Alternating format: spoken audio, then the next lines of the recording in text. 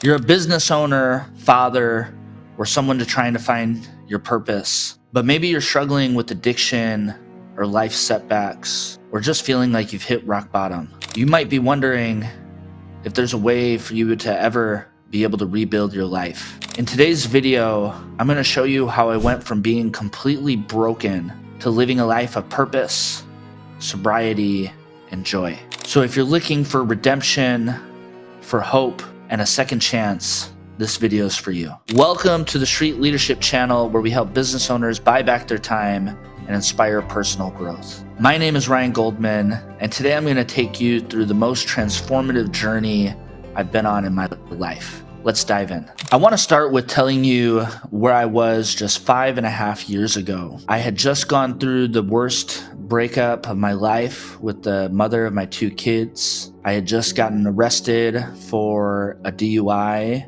and a domestic. My kids had just been taken and put into the foster care system of DCFS. I was addicted to cocaine and alcohol, and I was at the lowest point I've ever been in my entire life. On September 1st of 2019, I had come to consciousness in a hospital room covered in my own blood with 5 staples in my head and no idea how I had even gotten there. The following Monday, I was supposed to be going in to sign guardianship of my kids away because life had just become too much. Waking up in the hospital that day was kind of my breaking point.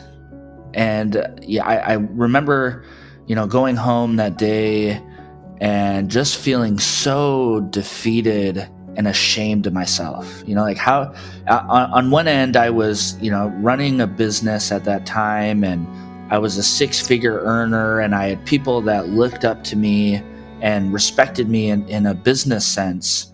But my personal life was just in complete shambles. And that night, as I was laying in bed, and like I said, the next day was when I was supposed to be signing guardianship of my kids away, I had this spiritual experience where I felt like God came and spoke to me. And the words that he said was that everything in your life will get better if you just get better. And as I laid in bed that night, trying to go to sleep, those words just kept going through my head over and over and over again. And so that next day when I woke up, I drew a line in the sand and I said, enough was enough.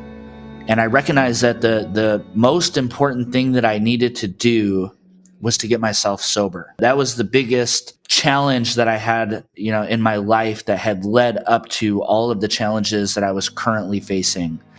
And so that first day was my first day of going to an AA meeting. And I'll never forget taking an Uber at like 11:30 in the afternoon. And I show up to this AA meeting ready to go, and nobody showed up. I remember kind of looking around, and, it was kind of a confusing moment for me because, I felt like God, was guiding me to this and telling me, I need to get my life together. But here I am showing up, and nobody else shows up. And so I said, okay, no problem. And I decided to go to another one an hour later. And I show up to this one, same thing, ready to be saved.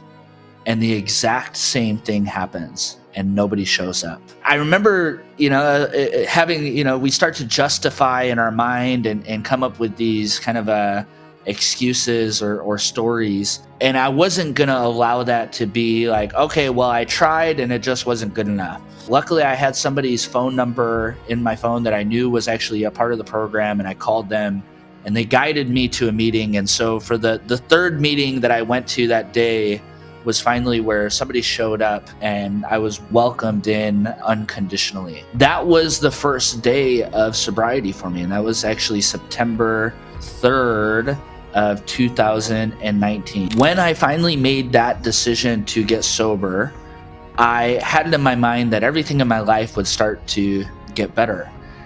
And the challenge is usually there is a delay between making good decisions and seeing the result of those decisions. And actually, when I decided to get sober, my life actually got much much harder. I had told the caseworker that I was no longer going to sign guardianship of my kids away and that I was going to continue to go through that battle. And so that really bothered my ex, who, we were supposed to be signing guardianship to her parents. And so that triggered her to go and start filing all these false charges against me across the state. And so I got arrested again.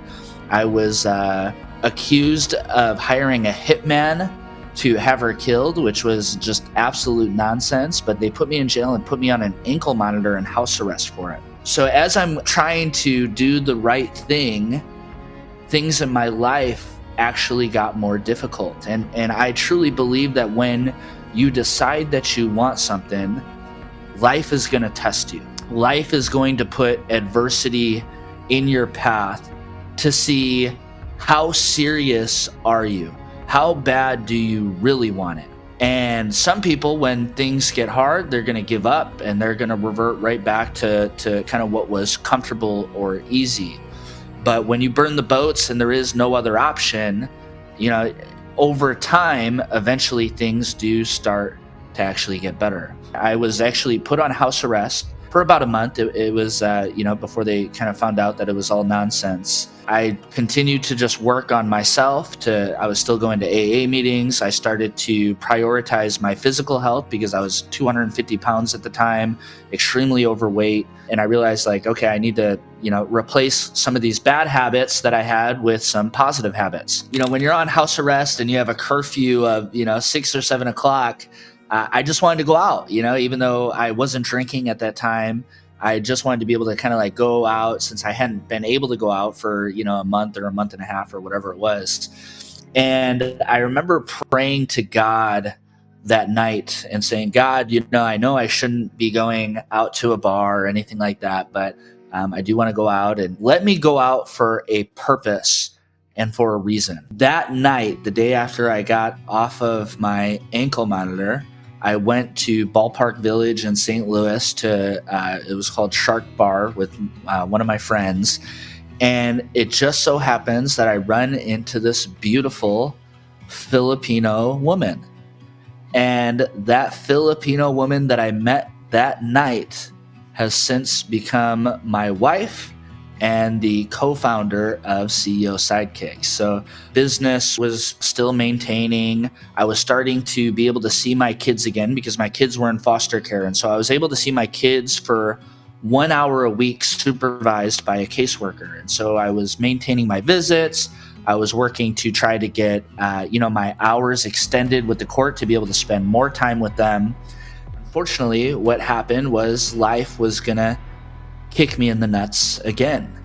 And I'm sure all of you guys remember what happened in early 2020 of March, and COVID-19 happened. And so what happened with COVID-19 is they shut down my business. They shut down in-person AA meetings, and they shut down visitation with my kids, and they shut down the courts. Once again, realizing, okay, life is going to test you before it blesses you. And I made a decision when COVID-19 happened that regardless of what was happening in the world around me, I was going to come out better than I went into it. And so all I could focus on were the things that were in my control. I could focus on reading. I could focus on positive things into my body, into my mind. I could focus on exercise. I could focus on nurturing the relationship that I had with Stephanie. And that's what I did, while the world was kind of figuring out what was going to happen next and, waiting for things to open up. And I'll never forget, that was actually during that time is when I did my first Tony Robbins event. It was a virtual Unleash the Power Within.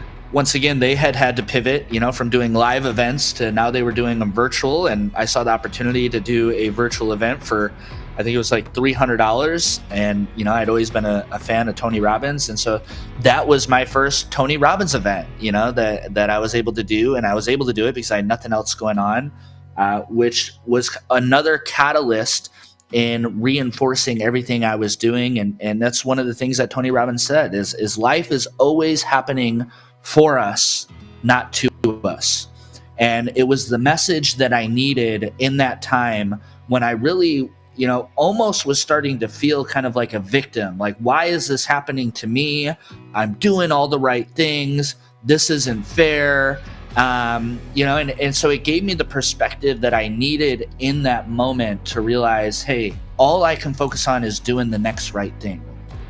And I continued to do that. And I stayed on that path of just doing the next right thing. And, nothing lasts forever. Once again, after continuing through that process, the courts opened up, the visitation opened up, and I stayed on that path.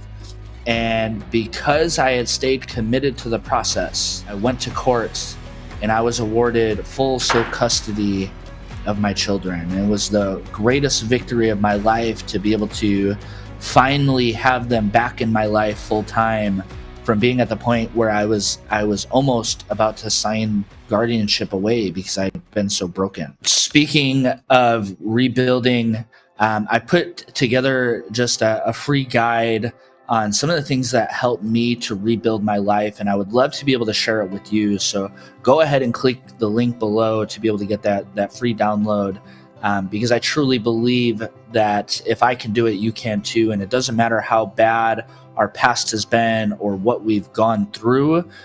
We're one decision away from a completely different life and be able to have everything that we want. So go download that free guide. Once again, I look back and I think how blessed I was that everything happened the way that it did, because if I hadn't gone through that struggle, I wouldn't be sober today.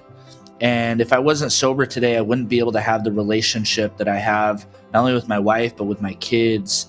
And I would have never have met my wife if I hadn't gone through the pain and the adversity that I had to go through with my ex. And I might not have ever been introduced to the Tony Robbins community if we hadn't been shut down. And, even COVID-19, as hard as that situation was, it gave me the opportunity where I didn't have to focus on work, and I was just able to focus on myself and my kids and rebuilding that relationship that had been, damaged because of my decisions. After, COVID-19 was kind of, coming to an end, our business finally was able to open back up in June of 2021. And so we were rebuilding from basically nothing. And, my best year in income prior to that had been $250,000. And our first year after COVID was the first year that I crossed 7 figures in income. And once again, I tell everybody that I truly believe that reason was because I was finally aligned with who God had called me to be. I didn't have all of these internal demons that I was dealing with, these addictions, these bad habits. I was really walking in what I believe was God's purpose for my life. And as a result of that, every single thing, God's promise was fulfilled to me. Every single thing in my life did get better as I got better. I would encourage you that promise can be fulfilled for you as well. And, you might need to identify what are those, challenges or bad habits or limiting beliefs or, the activities that you're doing that are holding you back from being able to walk in your purpose. And as you start to chip away at those things and reinforce it with new things, that's what's ultimately going to take your life to the next level. So even after our business came back after COVID, that was really where I felt like, okay, everything in my life is going really, really well now. And me and my wife, we decided to start another company. And so we started another company called CEO Sidekicks, where we help business owners use virtual assistants from the Philippines to be able to help them grow their business and increase their sales. My wife was from the Philippines, and she had her own struggles and kind of story that she went through of poverty and trying to go from growing up just so poor in the Philippines to coming here and living the American dream. And it was important for her to be able to give back to her home. And so we started the second business, and that's been incredibly successful as well. And just to kind of wrap things up, I want to share with you again, the message that God shared with me, and everything in your life will get better as you get better. And so commit to the process of whatever it is for you, whatever demons you have to overcome, whatever challenges or setbacks are in your life. Keep putting one foot in front of the other. And you may not see the results of it today or tomorrow or next week or next month, but you'll be able to look back a year from now and be so proud of the person that you're becoming. So if you're a business owner and you're looking to be able to buy back your time, to be able to focus on the things that are really, really important to you, a virtual assistant can be that leverage that you need to really transform your life. Like I realize looking back that there's no way I would have been able to do what I did if I didn't have a team around me. And in our business, we were able to continue to run and grow because I had the people that I needed. So that way I could focus on what I needed to do for myself to get myself in alignment. So if any of that resonates with you, we would love to be able to help you find the team members that you may need to be able to help you scale and grow your business. You can visit the link below and schedule a call with us to start that transformation yourself. Which reminds me, be sure to click the video on your screen, which goes deeper into how to overcome setbacks in your life and truly build the life that you love. So go ahead and click that link and I'll see you there.